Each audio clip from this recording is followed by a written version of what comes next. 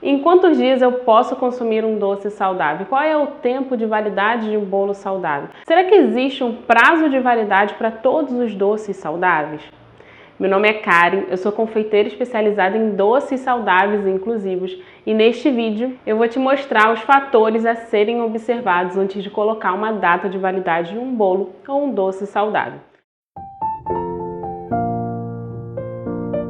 Primeiro, você tem que entender que um doce saudável ele tem um prazo mais curto comparado a um doce tradicional. Por quê? Nos doces tradicionais leva muita quantidade de açúcar geralmente. Também tem uma quantidade maior de gordura. Então a gordura e o açúcar são conservantes naturais.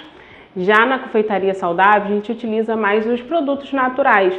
Farinhas naturais, farinhas de arroz, farinha de amêndoas, farinha de linhaça, que tem uma durabilidade menor. A gente utiliza também muito leite vegetal, adoçantes e o tempo de validade ele vai variar de produto para produto. Por exemplo, você vai fazer um bolo no pote de morango feito com morangos frescos. Ele vai ter um tempo de validade e se você fizer o mesmo bolo no pote, só que com geleia, ele vai ter um outro tempo de validade. O fato da gente cozinhar o morango faz com que ele tenha uma durabilidade maior. Então não tem como colocar o mesmo prazo para todos os doces saudáveis. Então o que é a data de validade? A data de validade é a vida útil do produto. A gente calcula esse tempo de validade desde a preparação, desde a fabricação do doce até o tempo limite dele ser consumido. Então esse é um prazo que a gente precisa respeitar e ele é essencial para a segurança do alimento. Então antes da gente determinar uma data, a gente precisa entender os fatores que influenciam na conservação do alimento. E quais são eles?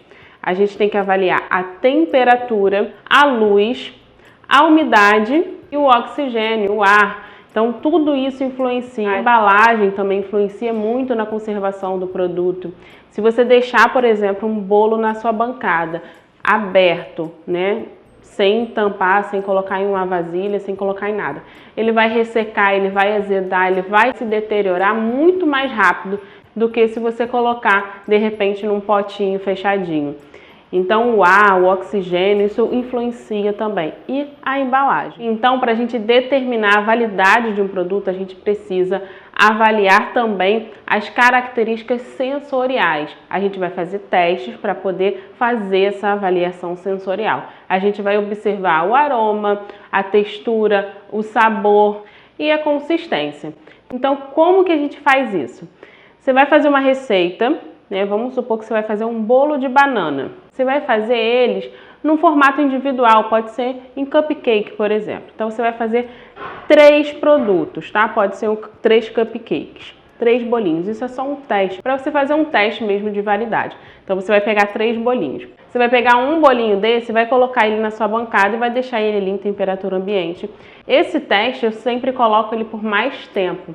Eu sempre vou analisar ele por 15 dias, 20 dias mais ou menos, para eu ter certeza como ele vai ficar em temperatura ambiente, qual a textura, como que ele vai mudar, se ele vai azedar, se ele vai dar bolor. Então eu sempre deixo uns 15 dias pelo menos na minha bancada.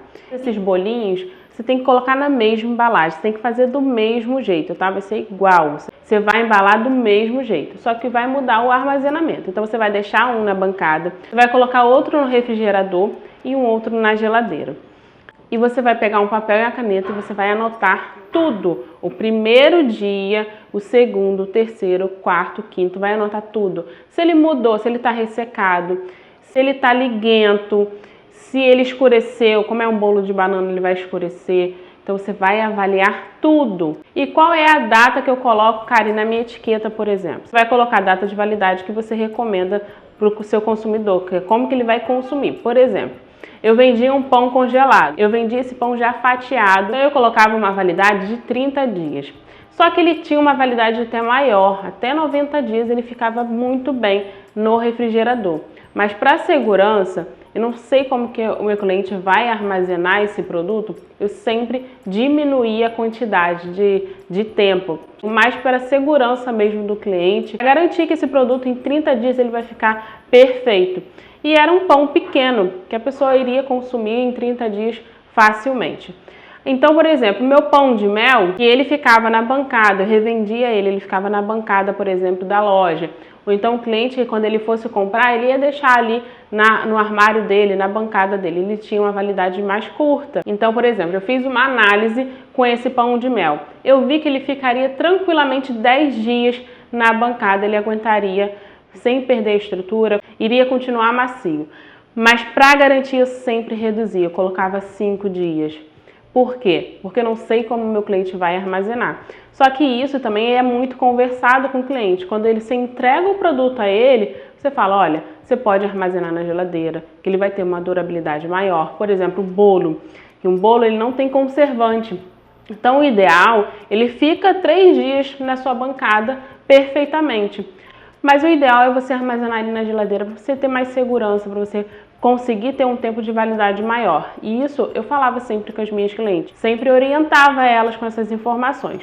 Então, para você determinar a validade de um produto, é fazendo testes como esse, colocando um na bancada, outro no refrigerador e outro na geladeira. Antes de você oferecer para o seu cliente, você tem que saber qual é o tempo de validade do seu doce. E eu usava um datador, de carimbo, que é ótimo, porque aqui eu não precisava ficar escrevendo, por exemplo. Aqui era só eu vir, e colocar aqui a data, o mês, o ano. Outra informação muito importante é que os produtos que têm uma validade menor que 3 meses, precisa ter a data, o mês e o ano. Então você precisa colocar. Agora, quando é um produto que tem um tempo maior que 3 meses de validade, é necessário você colocar somente o mês e o ano. Por exemplo, o meu cacau aqui, esse cacau alcalino, está escrito aqui, data de validade, 12/23. Por que significa isso?